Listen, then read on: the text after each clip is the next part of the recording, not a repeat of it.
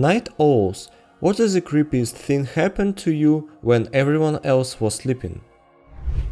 Drifted a bit on the couch in the den with my head off the couch armrest. I woke up when I felt the tiniest little paw tentatively reaching out and putting weight on my head. For some reason I didn't jerk away. Then a second paw started reaching into my hair. I slowly sat up to look at what was going on. A large brown rat had found its way into the house, up the couch, and was gently climbing onto my head. I coaxed him down to the couch and he didn't run away. I just have a rat calmly looking at me from the armrest of the couch. Eventually I got him into a box and released him into a field. Weird way to get a little friend at 2 a.m.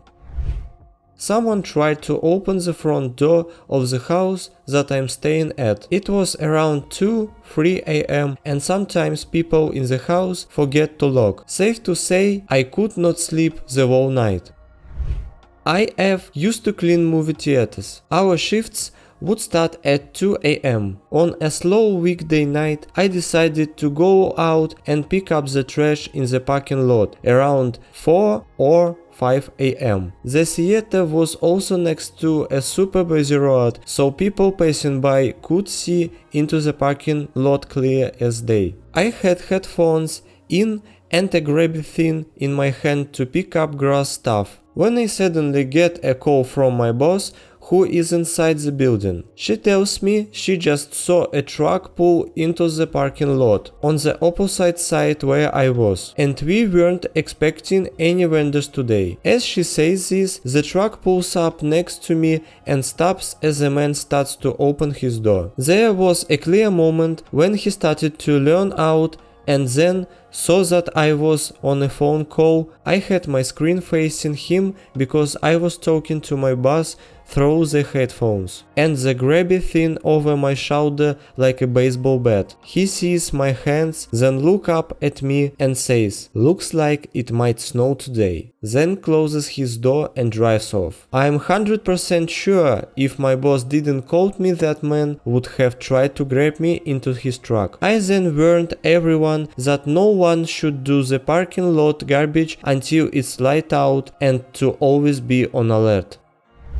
I have posted this before, but it's one of my favorite stories. When I was a new mom, shortly after my grandmother had died, we visited her rural lake cottage several states away. I was a small 2-story structure, with the bedrooms being situated on the second floor. My son was only about 4 to 6 weeks old, so I was worried that he would keep my other family members awake at night with needing to the feet, being new to the world at a wreck. Well, the inevitable happened, and my son would not stop fusing in the middle of the night. I decided to go outside with my little guy to get a bit of fresh air. The cottage had burned down to the chimney a couple of years earlier, and the house had been rebuilt, so I wasn't familiar with its new teeth and bits. I went outside and apparently the door was unlocked from the inside, but the outside lock was engaged. Now here I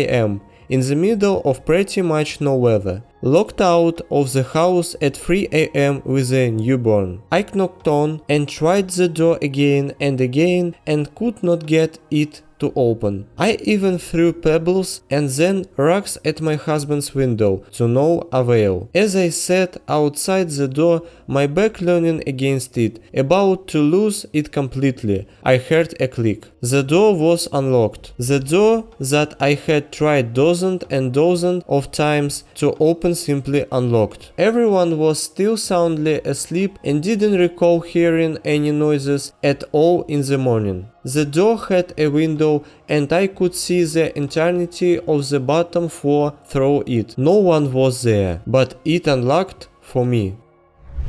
My partner works overnight, so I'm up during the night often. My experiences include a group of teenage girls just sitting in our backyard and watching a toddler play in the street alone around 3 a.m. I called the police. The toddler was safely taken home. My creepier experiences actually occurred more around 5-6 a.m. with the sun up, when you would think people would be a little less violent to be creepy. Once around 5:30 I felt watched, glanced up and saw a man peeking through the gap in our blinds. He bolted away. Another time my partner told me he would be home in under 5 minutes, so I unlocked our front door. A man was in the process of crossing the street, looked up and grinned at me like I had opened up just for him. He made a beeline for our house and I slammed and locked the door so fast.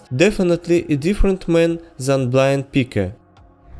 I'll keep it short and creepy. I was 11 or 12 at the time in my room alone at night. Don't remember what I was doing. The window was open behind the blinds. I heard two men's voices right outside and one says, "Not now, she's still awake." As many of us were back then, I was gaming. The first Modern Warfare 2 had dropped recently and I had an entire wrestling team of friends with Xboxes. Great fun. 1 a.m. rolls around. The summer night air walking in through both open windows. In between bites of pizza rolls and our UAV is online, I swear I hear someone say, "Help me." Freaks you out a bit if you are completely unsure and that particular phrase isn't uttered often. I pause and listen, taking off one side of my turtle bitches. A good half a minute passes. Nothing. I tell my friends about it. They roast me, telling me I am imagining it. I shrug it off. Again, I swear I think I heard someone distantly say "help me." I fully take off my headset and wait. Soon as this time, and sure enough, there it is, a third time, and I hear it clear, a voice I do not recognize. "Can someone help me?"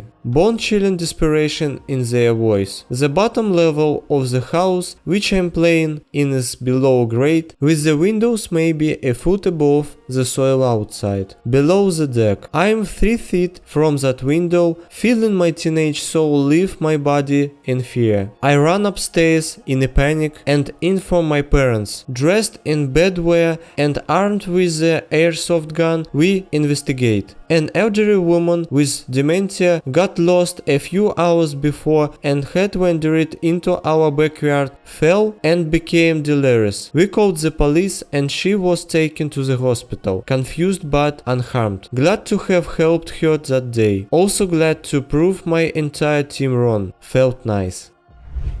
When I was 11, I couldn't sleep one night because I was sick. I heard something in my bedroom window. I ran out of the room to wake up my mom. She told me to stop being paranoid and go back to bed. Instead, I went to the back door and turned on the porch light that was on the same wall as the bedroom window. Next day, I went outside to check my window and there were 2 boot tracks just below my window.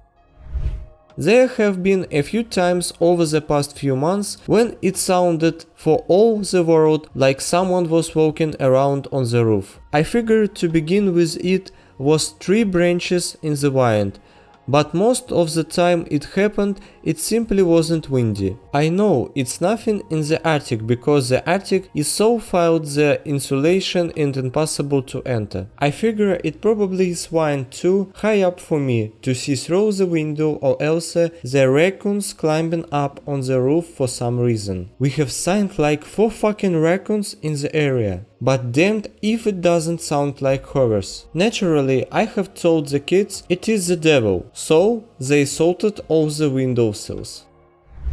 I woke up shortly before the big Northwich earthquake outside of LA in the 90s. I was just lying there in the middle of the night, starting at the ceiling, and then heard a loud whistling sound, like a teapot bowling, that started getting fainter and the ground started shaking violently. I thought a bomb had gone off initially. No, just an earthquake.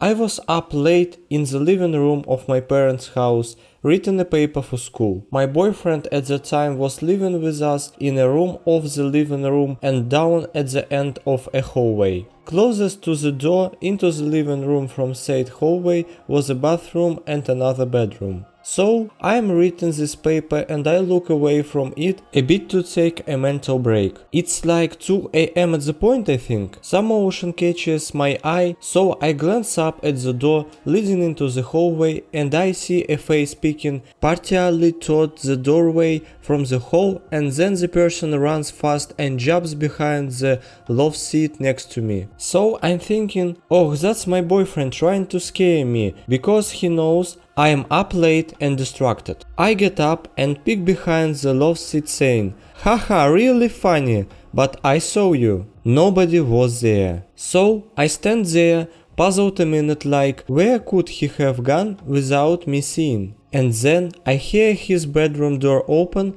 and he goes walking half asleep down the hall and into the bathroom. Still don't know what was up with the law gave me the creeps though.